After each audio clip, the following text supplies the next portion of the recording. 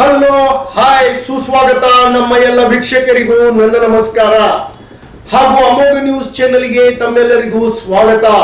ನಾನು ನಿಮ್ಮ ಪ್ರೀತಿಯ ವಿಜಯ ಮಿತ್ರಾಣಿ ನಿಮ್ಮೊಂದಿಗೆ ಇವತ್ತು ಒಂದು ವಿಶೇಷ ಸುದ್ದಿಯೊಂದಿಗೆ ಬಂದಿದ್ದೇನೆ. ನಾನು ಯಾವ ಕಾಂಗ್ರೆಸ್ ಪರವಾಗಿ ಇಲ್ಲ, ಬಿಜೆಪಿ ಪರವಾಗಿಯೂ ಇಲ್ಲ, ಪೊಲೀಸರ ಪರವಾಗಿಯೂ ಕೂಡ ಇಲ್ಲ, ಮತ್ತು ನಾನು ಈ ಹೆಣ್ಣಿನ ಪರವಾಗಿಯೂ ಕೂಡ ಇಲ್ಲ.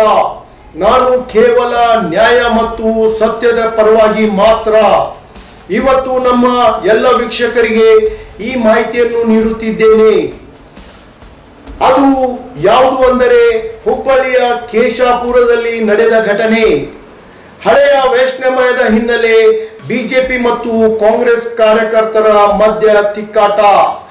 ಈ ವಿಷಯವನ್ನು ಇಟ್ಟುಕೊಂಡು ಕಾಂಗ್ರೆಸ್ ಕಾರ್ಪೊರೇಟರ್ ಆದ ಸುವರ್ಣ ಕಲ್ಕುಂಟ್ಲ ನೀಡಿದ ದೂರಿನ ಮೇಲೆ ಕೇಶಾಪುರ ಪೊಲೀಸ್ ಠಾಣೆಯ ಪೊಲೀಸ್ ಇನ್ಸ್ಪೆಕ್ಟರ್ ಆದ ಹಟ್ಟಿಯವರು ಬಿಜೆಪಿ ಕಾರ್ಯಕರ್ತರಾದ ಸುಜಾತ ಮತ್ತು ವಿಜಯಲಕ್ಷ್ಮಿ ಹಂಡೆಯವರನ್ನು ಅರೆಸ್ಟ್ ಮಾಡುತ್ತಾರೆ.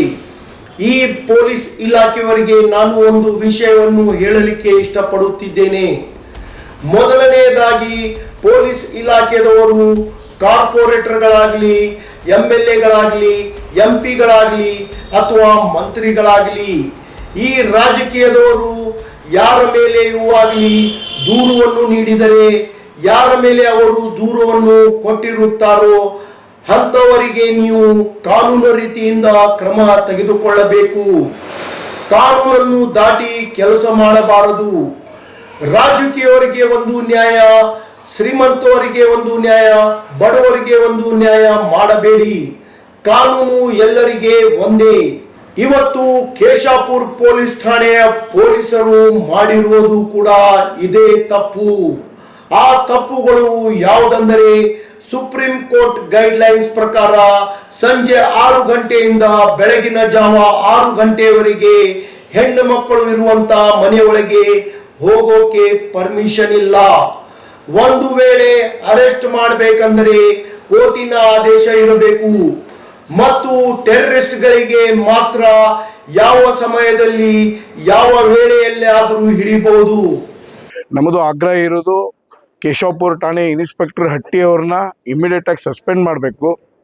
ಯಾವ ದಲಿತ ಮಹಿಳೆಯನ್ನ ರಾತ್ರಿ 2 ಗಂಟೆಗೆ ಪೊಲೀಸ್ ಸ್ಟೇಷನಿಗೆ ಕರೆಸೋದು, ಯಾವ ದಲಿತ ಮಹಿಳೆಯನ್ನ ರಾತ್ರಿ 3 ಗಂಟೆಗೆ ಕರ್ಕೊಂಡು ಊರೆಲ್ಲ ಅಡ್ಡಾಡಿಸಿ ಹೊಲದಲ್ಲಿ ಬಿಟ್ಟು ಬರೋದು, ಇದೆಲ್ಲ ಅನುಮಾನಾಸ್ಪದ ನಡೆ ಇರೋದ್ರಿಂದ ರಾಜ್ಯ ಸರ್ಕಾರ ಕುಮ್ಮಕ್ಕಿನಿಂದ ಇಲ್ಲಿ ಮಹಿಳಾ ಕಾರ್ಪೊರೇಟರು, ಕಾಂಗ್ರೆಸ್ ಕಾರ್ಪೊರೇಟರು ಅವರ ಕುಮ್ಮಕ್ಕಿನಿಂದ ಇಲ್ಲಿ ಕೇಶವಪುರ ಇನ್ಸ್ಪೆಕ್ಟರು ಈ ರೀತಿ ದೌರ್ಜನ್ಯವನ್ನು ನಡೆಸಿದ್ದಾರೆ. ಹೀಗಾಗಿ ಪ್ರಪ್ರಥಮವಾಗಿ ಕೇಶವಪುರ ಠಾಣೆ ಇನ್ಸ್ಪೆಕ್ಟರ್ ಹಟ್ಟಿಯವ್ರನ್ನ ಸಸ್ಪೆಂಡ್ ಮಾಡಬೇಕು.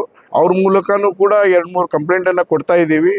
ಅವ್ರ ಮೇಲೂ ಸಹಿತ ಯಾವ ರೀತಿ ಸುಜಾತ ಹಂಡಿ ಮೇಲೆ ದಿನಂಪ್ರತಿ FIRಗಳನ್ನು ಮಾಡಿದ್ದಾರೆ, ಅದೇ ರೀತಿ ಸುಜಾತ ಹಂಡಿ ಪಾಲಕರು ಕೊಟ್ಟಂಥ ಅರ್ಜಿಯನ್ನು ತಗೊಂಡು ಅವ್ರ ಮೇಲೂ ಕೂಡ FIRಗಳನ್ನು ಮಾಡಬೇಕು. ಈ ಒಟ್ಟು ವ್ಯವಸ್ಥಿತ ಮಹಿಳೆಯನ್ನು ನಗ್ನಗೊಳಿಸಿದಂಥ ಯಾರ್ಯಾರಿದ್ದಾರೆ ಅವರೆಲ್ಲರನ್ನೂ ಕೂಡ ಸಸ್ಪೆಂಡ್ ಮಾಡಬೇಕು.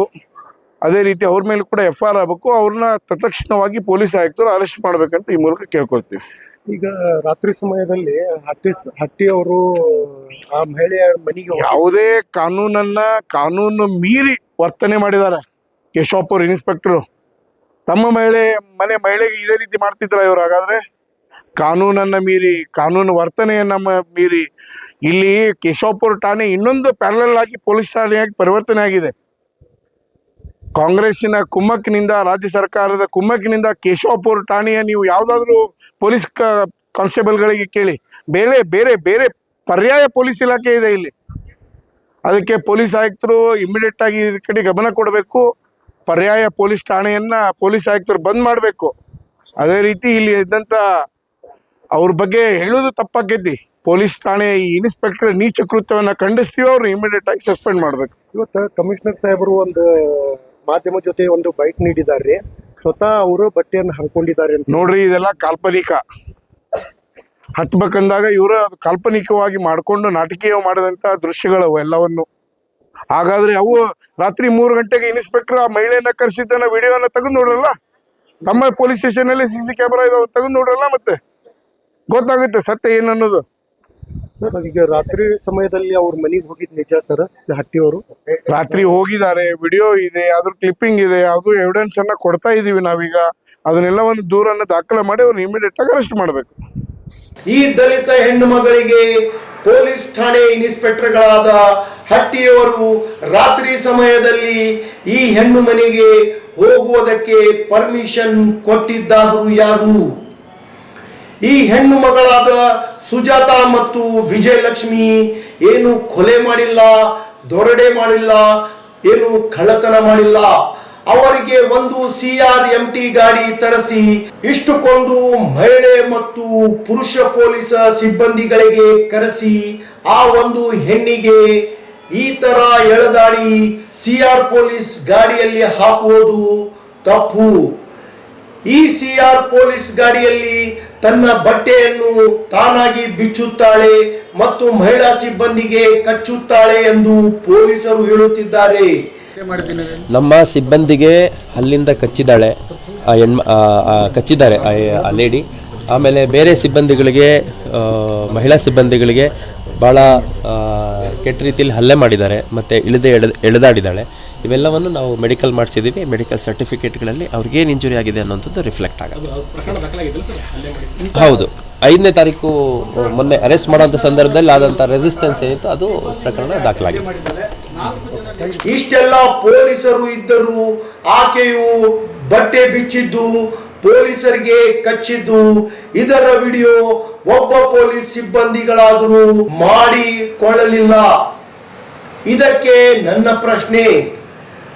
ಮೂರನೆಯದು, ಇವತ್ತು ಇಷ್ಟುಕೊಂದು ಪೊಲೀಸ್ ಸಿಬ್ಬಂದಿಗಳು ಇದ್ದರೂ ಆಕೆ ಒಂದು ಹೆಣ್ಣು 4 ಪೊಲೀಸ್ ಸಿಬ್ಬಂದಿಗಳಿಗೆ ಗಾಯ ಮಾಡಿ ಕಚ್ಚಲು ಸಾಧ್ಯನಾ? 5ನೇದು, ಎಲ್ಲಕ್ಕಿಂತ ಇನ್ನೊಂದು ದೊಡ್ಡ ತಪ್ಪು ಆಗಿದೆ. ಅದು ಯಾವ ಮಾಧ್ಯಮದಲ್ಲಿ ಕೂಡ ಹೇಳುತ್ತಿಲ್ಲ. ಅದು ಏನೆಂದರೆ, CR ಪೊಲೀಸ್ ಗಾಡಿಯಲ್ಲಿ ಈ ಹೆಣ್ಣು ನಿರ್ವಸ್ತ್ರದಲ್ಲಿ ಇದ್ದಾಗ ಒಬ್ಬ ಪುರುಷ ಪೊಲೀಸ್ ಸಿಬ್ಬಂದಿ ಹೇಗೆ ಮುಟ್ಟುತ್ತಿದ್ದಾನೆ, ಇದನ್ನು ನೀವೇ ನೋಡಿ.